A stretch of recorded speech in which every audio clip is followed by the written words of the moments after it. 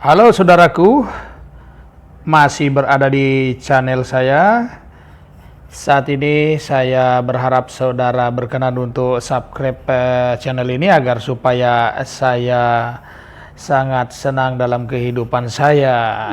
Ya, saudara-saudara, inti isi Alkitab itulah materi kita saat ini. Saya berharap nanti saudara-saudara akan mendapatkan pemahaman yang teguh tentang imanmu ya. Saudara-saudara, Yohanes 3 ayat 3. Di situ mengatakan Yesus berkata bahwa Aku berkata kepadamu, sesungguhnya jika seorang tidak dilahirkan kembali, ia tidak dapat melihat kerajaan Allah.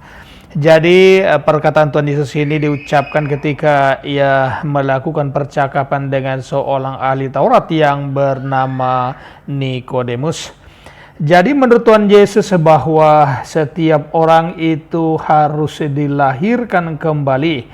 Kalau tidak dilahirkan kembali, tidak akan masuk surga, begitu kata Tuhan Yesus.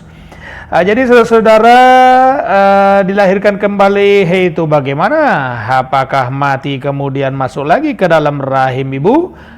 Tidaklah demikian maksud dari Tuhan Yesus.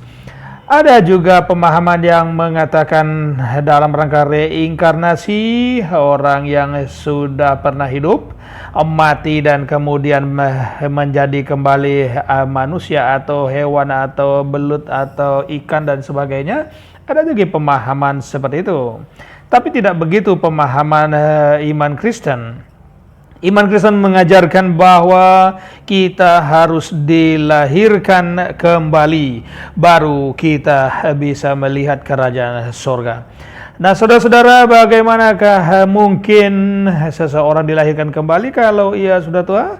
Dapatkah ia masuk kembali ke dalam rahim ibunya dan dilahirkan lagi? Itu pertanyaan dari seorang ahli guru orang Israel yang bernama Nikodemus. Saudara-saudara yang diberkati Tuhan, bagi Nikodemus bahwa dilahirkan kembali itu sama artinya dengan masuk kembali ke dalam rahim ibunda dan dilahirkan kembali. Jadi itu pemahaman dari manusia secara logika. Tetapi kelahiran kembali yang dimaksud oleh Tuhan Yesus adalah kelahiran secara rohani. Karena itu Tuhan Yesus berkata, Aku berkata kepadamu, sesungguhnya jika seseorang tidak dilahirkan dari air dan roh, ia tidak dapat masuk ke dalam kerajaan Allah. Jadi yang dimaksud oleh Tuhan adalah lahir dari air dan roh. Itu adalah maksudnya saudara harus dibaptiskan di dalam nama Allah Bapa, Anak dan Roh Kudus. Saudara harus menerima Yesus. Setelah saudara menerima Yesus, saudara menerima baptisan yang kudus, tanda penyucian, sehingga setelah dibaptiskan kita mendapat bagian di dalam pengorbanan Kristus. Dan dibaptiskan dalam roh, dalam arti dilahirkan dalam roh. Setelah orang menerima Kristus dan dibaptis, maka dia layak menerima kuasa Roh Kudus yang dicurahkan oleh Allah bagi setiap orang yang percaya kepada Dia, yang mendapat bagian di dalam penebusannya. Oke, Roh Kuduslah turun pada waktu Pentakosta kepada gerejanya.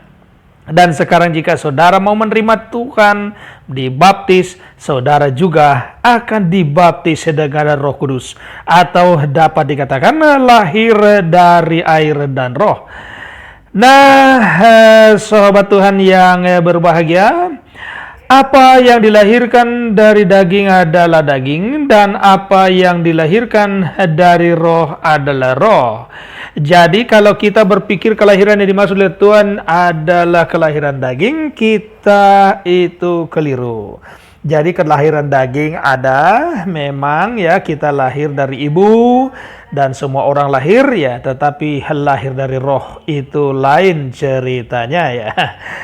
Dan saudara yang terkasih dalam Tuhan, dan sama seperti Musa meninggikan ular di padang gurun, demikianlah juga anak manusia akan ditinggikan. Jadi Yesus ditinggikan di salib, saudara. Karena itulah kita akan menerima bagian di dalam penebusannya. Yohanes 3:16 mengatakan bahwa karena begitu besar kasih Allah akan dunia ini, sehingga ia telah mengaruniakan anaknya yang tunggal, supaya setiap orang yang percaya kepadanya tidak binasa, melainkan boleh masuk surga hidup kekal. Inilah inti iman Kristen, saudara-saudara.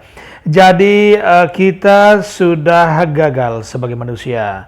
Mulai Adam dan Hawa sudah gagal. Saudara dan saya tidak akan pernah sanggup untuk menyelamatkan diri dengan perbuatan bakti yang kita lakukan, oleh amal baik, oleh doa kita dan sebagainya. Rasul Paulus mengatakan bahwa perbuatan manusia itu seperti kain kotor yang tidak layak di hadapan Tuhan. Jadi inti iman Kristen adalah siapa yang percaya akan diselamatkan. Yang percaya kepada siapa? Bukan percaya kepada kepercayaan yang tidak jelas, tapi kepada Anak Tunggal Allah yang telah diutus. Itulah Yesus Kristus. Oke. Sobat Tuhan yang sangat berbahagia, di situ dalam Yohanes 3:18 dikatakan, barang siapa yang percaya kepadanya, ia tidak akan dihukum. Barang siapa yang tidak percaya, ia telah berada di bawah hukuman, sebab ia tidak percaya dalam nama Anak Tunggal Tuhan Allah. Jadi saudara, inilah hukum yang sudah disampaikan oleh Tuhan Allah, bahwa yang tidak percaya ada di bawah hukuman, dan yang percaya telah mendapat anugerah keselamatan karena penebusan darah Kristus. Jadi saudara, pikirkanlah dengan sebaik-baiknya kehidupan saudara, bahwa di dunia ini adalah merupakan kesempatan buat kita semua dalam rangka kita menentukan pilihan kepercayaan kita.